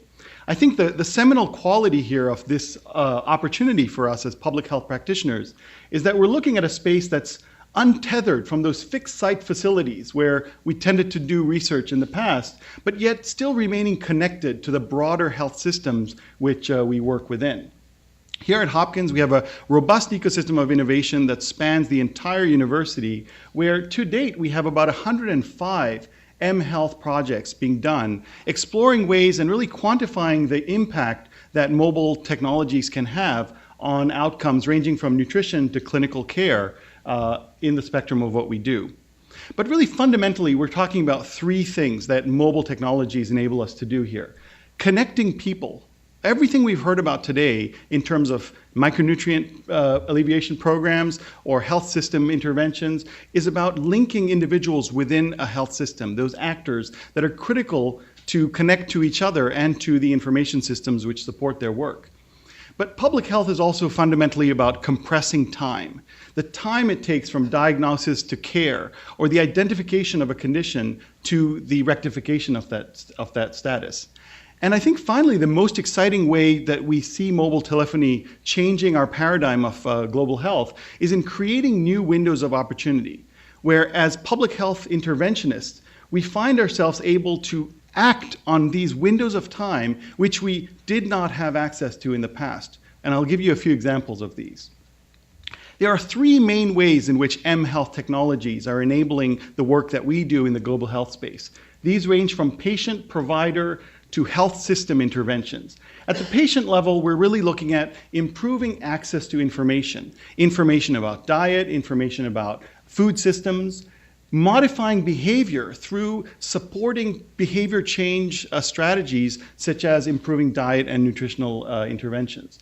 Activity monitoring.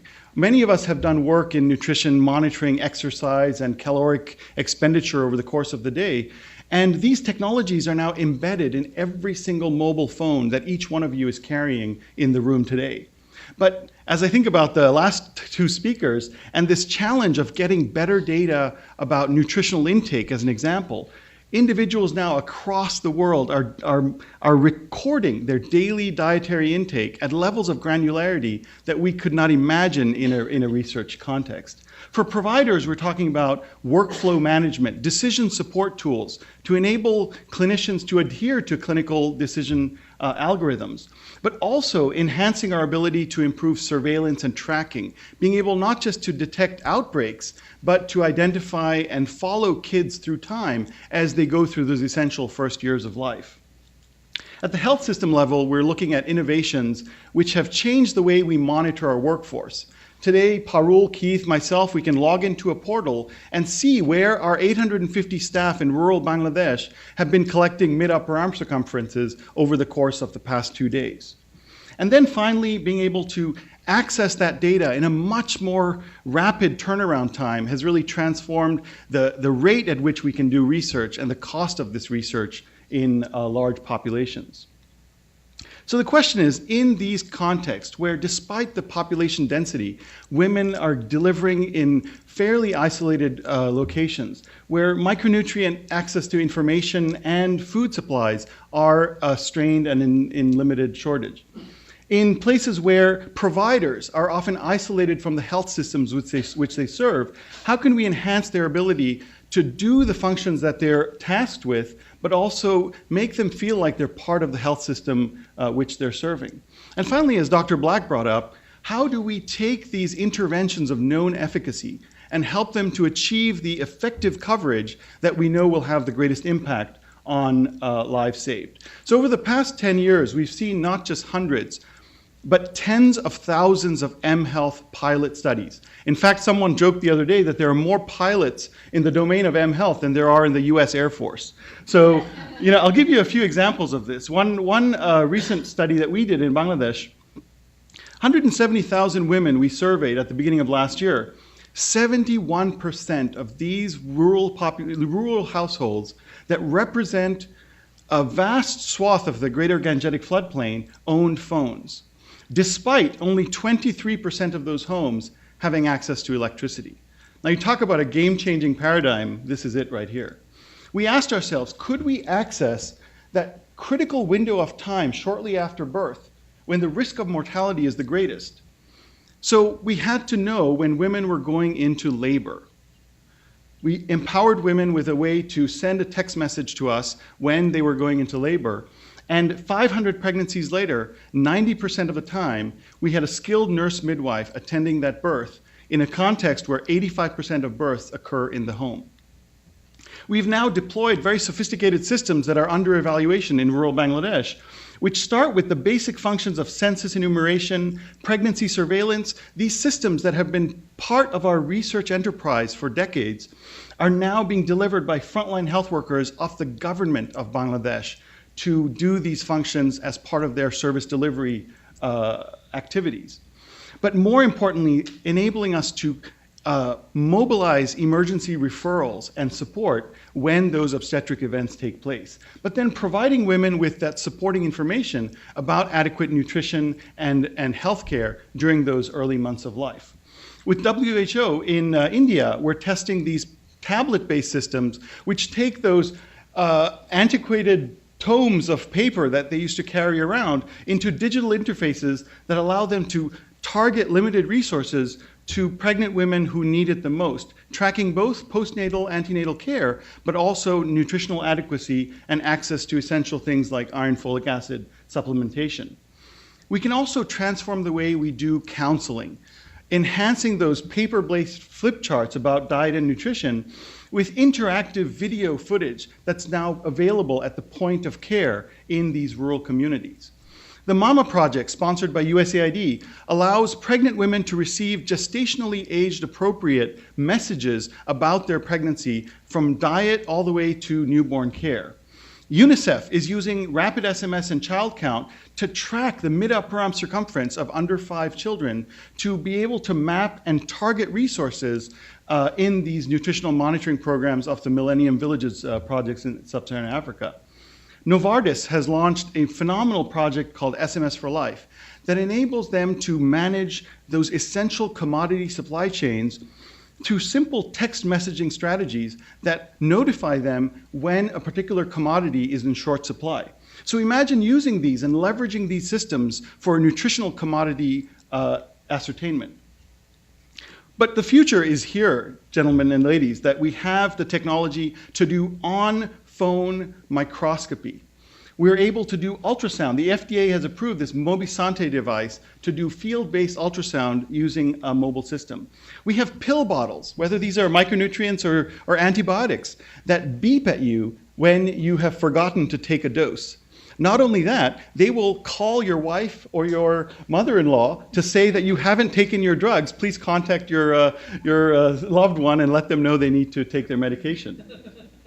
But there are also new paradigms. We think about over-the-counter devices that are now available to do everything from ECG to weight and urinalysis at the home.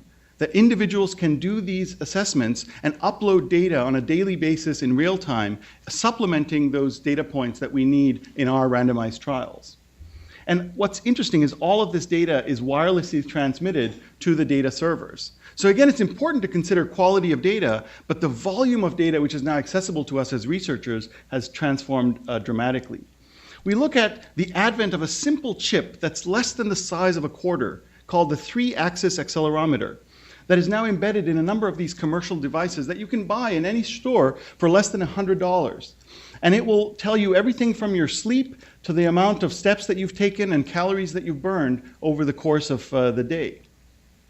Our colleagues here at the school, part of the 105 projects I mentioned earlier, this is Larry Cheskin in the School of Medicine, has just completed a randomized control trial looking at tailored text messaging as a way of enhancing weight management support in populations here in East Baltimore. And they've shown substantial improvements associated with these kinds of text messages. I think if I got this message, I might be a little bit irked, but my wife jokes that when I bought that accelerometer, my weight actually went up by 10 pounds. So I may not be the model citizen.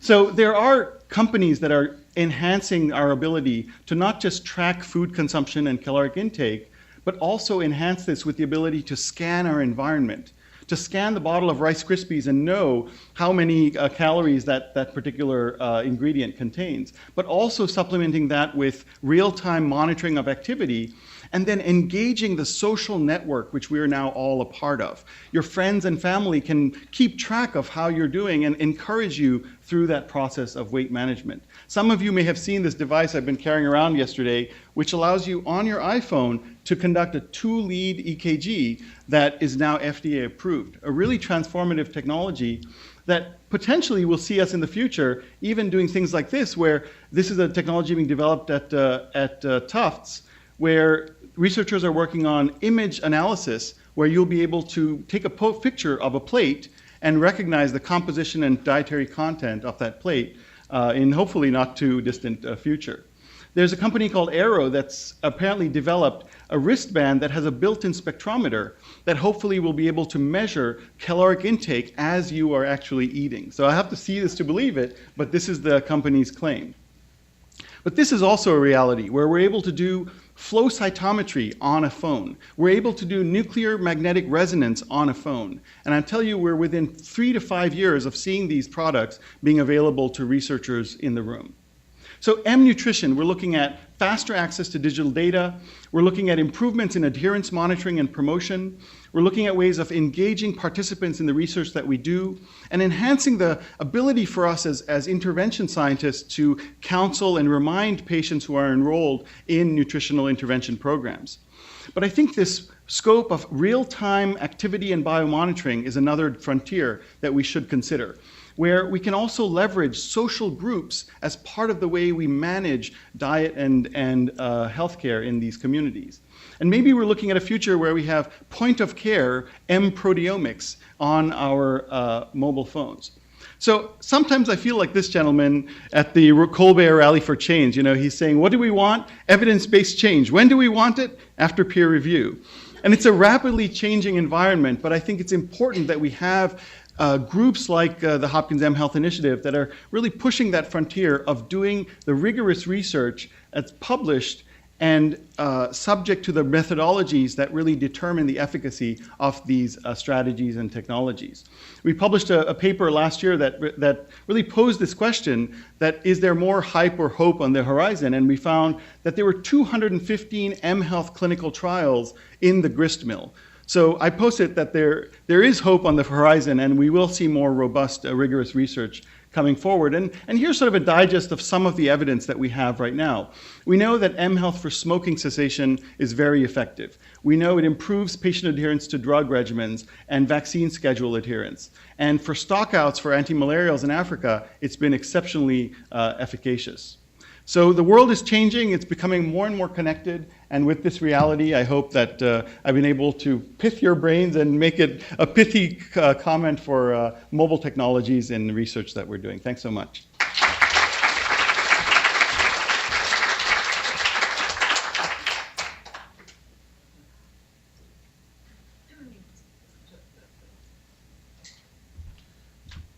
Well, thank you, Alan. That I'm sure imploded everyone.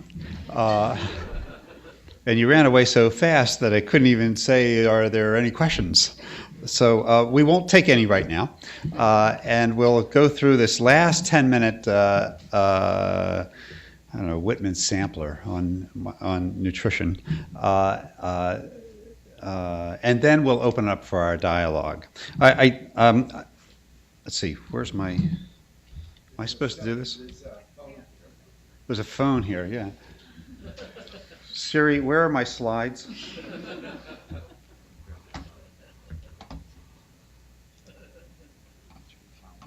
Thank you. Maybe you should ask the rat. I couldn't stand having the rat in front of Bob during his talk. You know? Now I can put the rat back up. He's not jumping so well these days. He's 100 years old, you know. So, we're going to switch a little bit here toward some work. Just to very quickly share with you work that we're doing on the plasma proteome, mining it, exploring it as a way to assess micronutrient deficiencies at a population level and to reveal hidden hunger. It is. You know, it's very much in the formative stages. This is a very complex area of our science. Our biology is extremely complex, but we're trying to bring that complexity to some simplicity in terms of potential use. When we look for micronutrient deficiencies, you know, some of the talks that we've heard today, there can be expected to be many micronutrient deficiencies in undernourished populations coexisting. This is an example from one of our populations in Nepal, and there's two messages here. These are pregnant women in Sarlai, the population that Dr. Christian described, and one message is the more you look, the more you find. So the more you measure, the more you'll find deficiencies. And the second message is that they're not all at the same level. They're different. And so we need to be thinking about how to better assess populations in real time to make evidence-based decisions for public health programs that can address their needs. Right now, existing micronutrient analyses require high-tech, expensive, and slow and very sensitive instrumentation. I see Dr. Bob Cole in our proteomics mass spec laboratory across the street here, and you know, he has to pet his mass specs every day, polish them and take care of them, or if he looks at them crookedly, they will shut down on him. So we have HPLCs, we have immunoassays, we have atomic absorption spectrophotometry. We have many different assays for many different nutrients, and you know, those are our gold standards. But they are slow, and they are expensive, and they are not performed in Rangpur, Bangladesh, or Lusaka, Zambia. They're performed in Baltimore or a similar, you know, well-equipped area. We need to find a cheap way to get this problem defined more quickly. They remain hidden. These deficiencies remain as hidden today as when that term hidden hunger was recoined in 1991. So what we need are methods to assess deficiencies precisely, that is, with a sufficient sample size that can deliver reliable estimates, efficiently, multiple nutrients at the same time, cheaply, to assess large samples repeatedly over time so we can monitor, accurately against whatever existing gold standards we want to put it up to, locally, that is, in the affected countries, easily, requiring minimal technical skills, and readily, in weeks rather than years. And this way we can detect, monitor, change, and build programs. Preferably, this would be on a single platform. None of this exists. No matter what Dr. Labrique says, we're not there yet. But we may not be terribly far. We approached the Gates Foundation several years ago, and they thought that it was sufficiently risky to provide us with a grant to explore the plasma proteome as a potential way of assessing micronutrient status, with an axiom being that all nutrients, as soon as they hit the mouth, are associated with a proteome. From digestion, absorption, transport, storage, utilization, excretion, until they reach their metabolic fate, there is a proteome. We don't know what that is, but there's a proteome that accompanies that transition. And the assumption is that we can measure some aspect of that proteome in its relationship to micronutrients in plasma. And so we set out in 500 children in the NIPS-3 cohort to assess micronutrient status and inflammation status by conventional means, measure the relative abundance of the plasma proteome by tandem mass spec and bioinformatics and high-density statistics, and identify a plasma nutriproteome, that is, the proteins that are measured in relative abundance that correlate with micronutrient status measured by the gold standard, by our convention, and to push it further to see if we could identify models whereby proteins could predict multiple micronutrient status at a population level. This is the one slide on the proteomics. We measure the micronutrient status in the plasma by our traditional indicators. We have about 23 analytes. We reduce the plasma of highly abundant proteins, albumin, haptoglobulin, IgG, IgA, antitrypsin, transferrin, proteins that are so large they basically cover up the low abundance, hundreds to thousands of low abundance proteins that you could otherwise measure.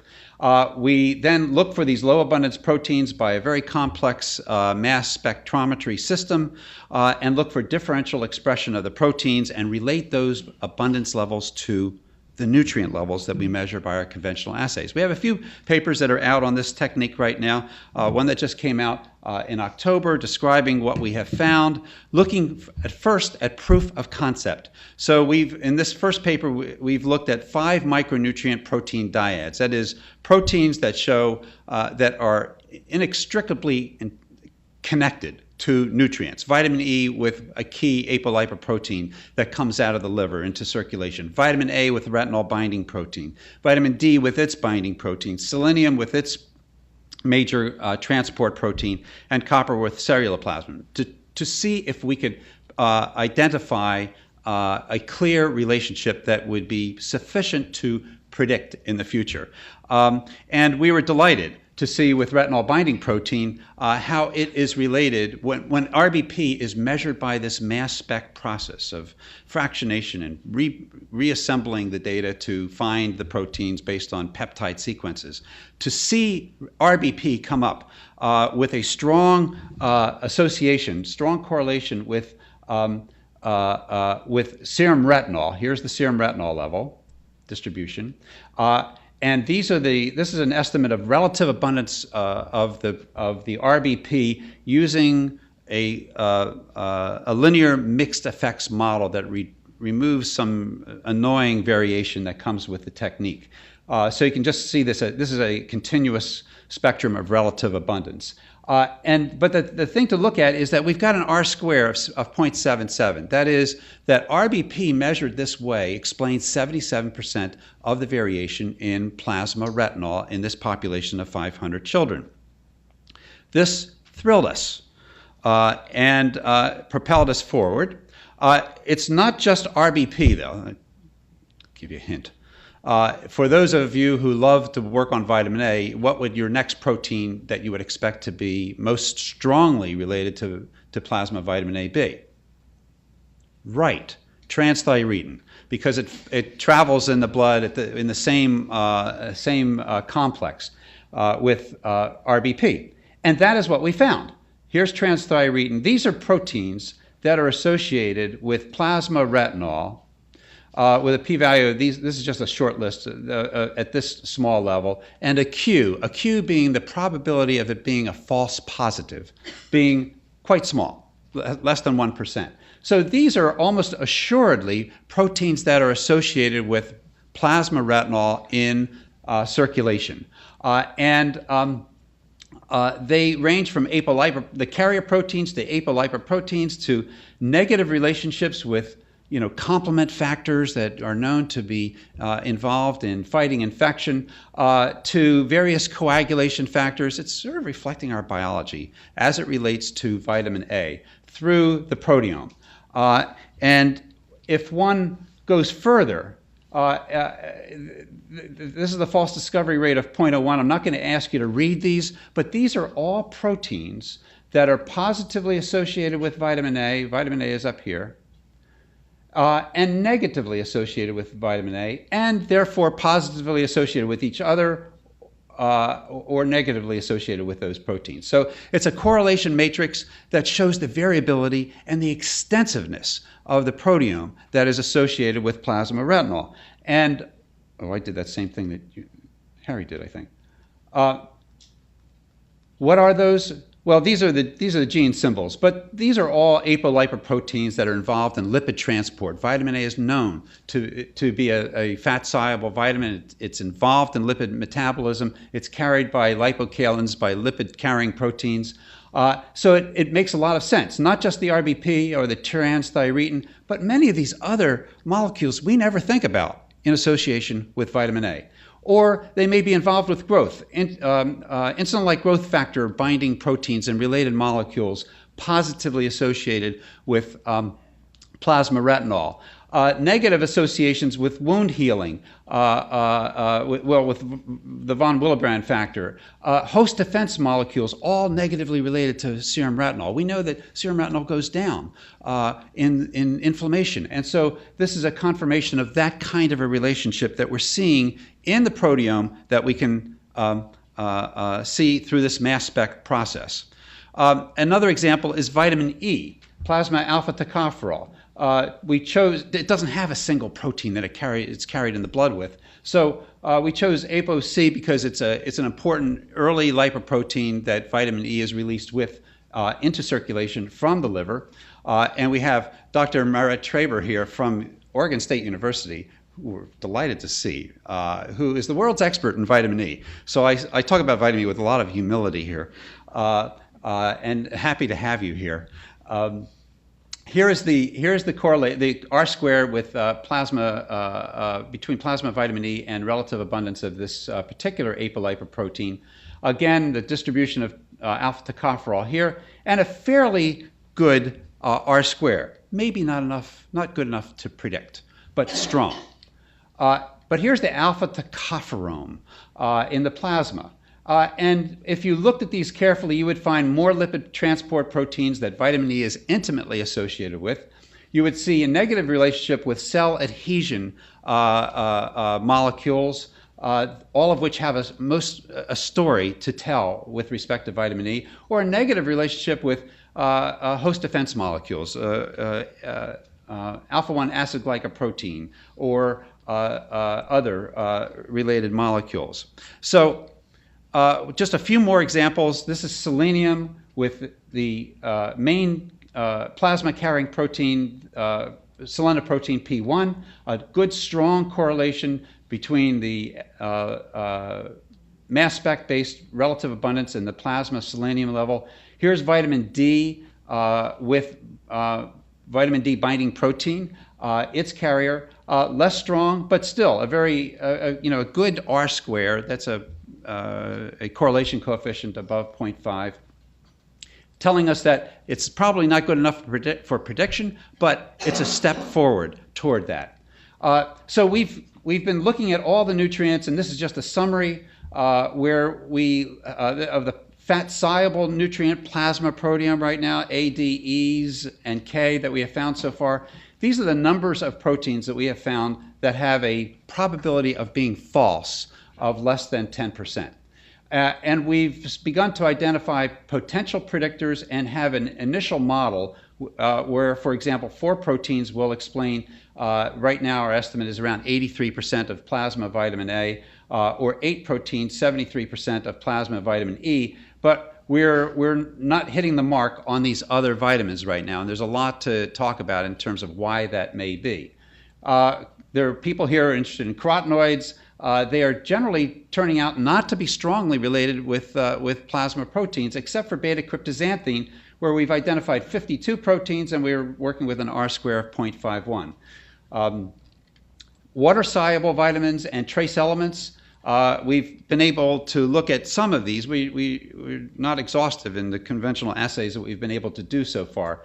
Folate, surprisingly, has no proteome in the plasma associated with this level of strength, with that level of confidence. Whereas B6 has 88 proteins and an R-square of 0.58. B12 is striking out so far at this level of resolution, whereas copper is going through the roof in terms of the number of proteins that are strongly associated with it. Selenium only has 3, but those who are working at selenium could probably predict what they are. It's the SEP1 protein, the glutathione peroxidase 3, and there's one other one.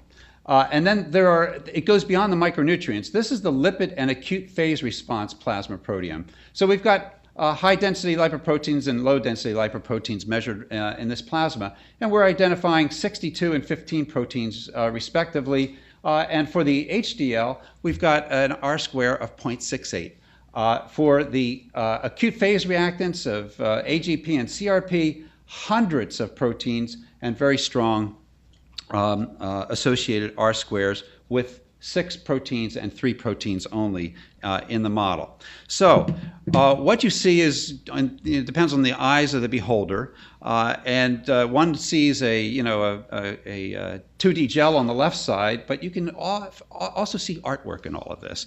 And so we're calling it the plasma awesome. As a way of taking chances, of exploring our biology, of seeing how we can relate nutrient status at a measurable, eventually simple level that could be put onto one of Dr. Labrique's iPhones, obviously not mine, but in a platform in the future where we will be able to, at least at a population level, be able to say deficient, not deficient, if deficient, do something now. Because we've done it cheaply, we can do it repeatedly, and we can lift this veil of hidden off of this form of hunger. Thank you.